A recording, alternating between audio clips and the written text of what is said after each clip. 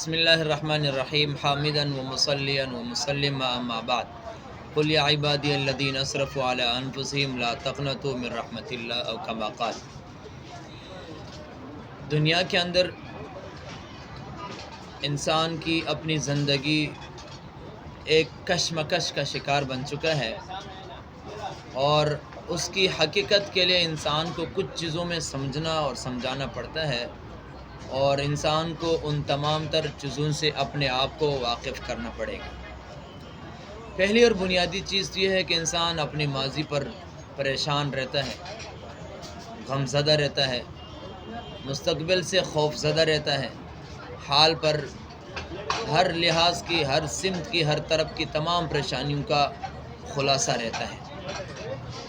ان تمام تر صورتحال سے بچنے کے لیے اور اس سے اپنے آپ کو مزید مستحکم بنانے کے لیے انسان کو اللہ تبارک و تعالیٰ نے ایک بہترین فارمولہ دیا ہے۔ ماضی کو بھول جانے کے ساتھ آپ ماضی کے لیے اللہ تبارک و تعالیٰ سے عفو و درگزر کا معاملہ کریں، معافی کا معاملہ کریں۔ حال پر بہترین حضرت ابراہیم علیہ السلام، جناب نبی کریم صلی اللہ علیہ وسلم، تمام انبیاء اکرام کا زندگی کا خلاصے کا لفظ، قرآن مجید کا دستوری لفظ، اور ہر لحاظ کا ایک لب لباب حال کے لیے انسان کو اپنے ہر ایک ادا پر اللہ تبارک و تعالیٰ سے شکر کا اور استغفار کا، اور اپنے موجودہ حال پر اللہ تبارک و تعالیٰ سے راضی ہونے کا شکر کرنا چاہیے۔ مستقبل کے لیے انسان کو ایک پرعزم اور ایک ایسا اولو العزم انسان رہنا چاہیے، ہر ایک چیز سے بے خوف ہو کر کے، بے خطر ہو کر کے ان کو اپنے زندگی کا ایک ایسے لمحات شمار کرنا چاہیے کہ جو ان کو حاصل تو نہیں ہے، مگر حاصل ایسے صورت پر ہو کہ جیسے ان کو حاصل ہو چکے اور کامیابی کے ساتھ ہو چکے۔ تو لہٰذا فیوچر کے لیے مستقیم اور بہترین اعتدال اور بہترین ایک اچھا سوچ ہونا چاہیے۔ اب اگر انسان ان تمام تر چیزوں سے خود کو ماورا نہیں سمجھے گا تو یقین سمجھے کہ اس کی زندگی خود ایک خطرہ بن جائے گا، خود ایک ایسا لمحہ بن جائے گا جہاں پر اس کو ہر ایک لمحہ اس کو سمجھا رہا ہوگا، اس کو پریشان کر رہا ہوگا۔ دنیا کے معاملات، اندرونی بیرونی معاملات، انسان کے ذاتی معاملات، جسمانی معاملات، ہر ایک لحاظ پر وہ پریشان ہوتا رہے گا۔ تو ان سب سے نچوڑ کے لیے اللہ تبارک و تعالیٰ نے انسان کو ایک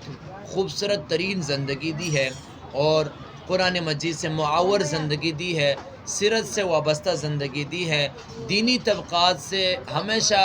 رابطہ اور مربوط زندگی دی ہے۔ لہٰذا انسان کو ان تمام تر زندگی کے ساتھ اپنے آپ کو چلنا چاہیے اور چلانا چاہیے۔ انسانی فطرت چونکہ عقل کا تقاضے سے بڑھ کر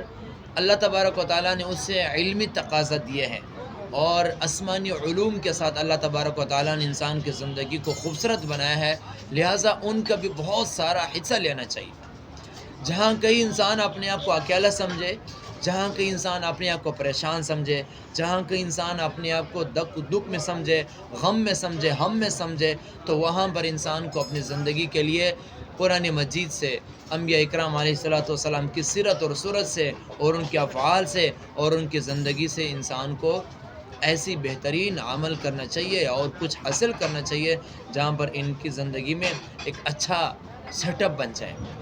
کیونکہ اللہ تبارک و تعالیٰ نے انسان کی زندگی میں ایک اہم چیز یہ ڈالی ہے کہ وہ جب بھی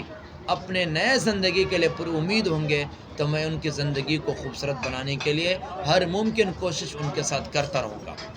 یہی ہم نے بھی سوچنا ہے، چونکہ اس وقت جو فضا بن چکی ہے، اس وقت جو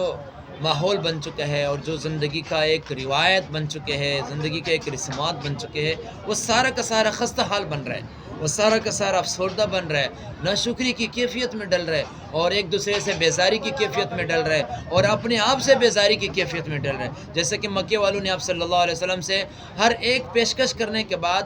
یہاں تک کہہ دیا تھا کہ آپ جس عذاب سے ہمیں ڈراتے ہو وہ عذاب لا دیتے۔ یعنی یہ انسانی عقل کا آخری فطور ہے، آخری اٹل فیصلہ ہے، جہاں پر انسان کو جب کچھ نہ ملے تو وہ اپنے لیے بربادی سوچتا ہے، اپنے لیے بددعائیں سوچتا ہے، اپنے لیے ناکامیاں سوچتا ہے، اپنے لیے اپنے زندگی کے سارے خطرات کو لے لیتا ہے۔ تو یہ ان چیزوں سے انسان کو دور رہنا چاہیے۔ اللہ سے ہمیشہ پرعزم رہے، پر یقین رہے، اور یہی سوچے کہ میرے زندگی کا کل والا زندگی گزرے ہوئے زندگی سے بہت بہترین ہو جائے گا، بہت اعلیٰ صفات کا حامل بن جائے گا، اور ایک بہترین دستور اور منصور کا سدباب بن جائے گا۔ ہم انسانی زندگی انہی چیزوں سے تو دھوکہ کھاتے ہیں، انہی چیزوں میں تو ہم اپنے آپ کو پریشان سمجھتے ہیں اور خوار سمجھتے ہیں، اور ان سب کے لیے ہم اپنے